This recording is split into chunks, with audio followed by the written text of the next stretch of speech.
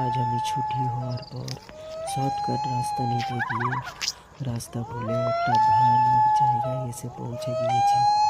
জানি না কীভাবে বার হব এখান থেকে, তবু আলোর খোঁজে সামনের দিকে এগিয়ে যাচ্ছি।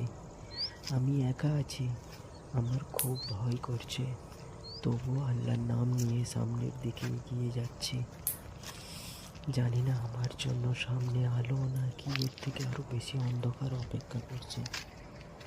খুবই ভয় করছে আমার এই জায়গা থেকে যেতে, তবুও বুঝতে পারছি না সামনের দিকে এগিয়ে যাবো না পিছনের দিকে। ভাবলেই গাটা যেন সিরিয়ে ওঠে। মনে পড়লো যে পিছনে তো এর থেকে আরও বেশি অন্ধকার আমি ফেলে এসেছি।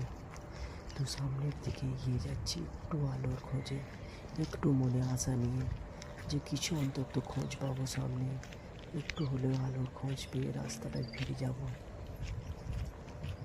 তো জায়গাটা আমার অনেকটা শ্মশানের মতো লাগছে।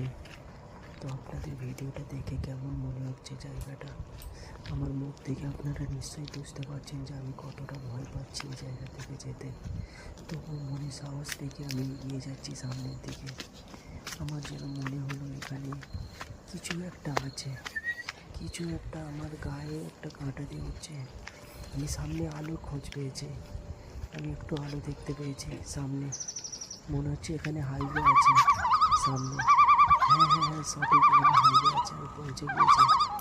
আল্লাহর রহমতে আমি রাস্তা খুঁজে পেয়েছি, আমি আমার ঠিকানা পেয়েছি।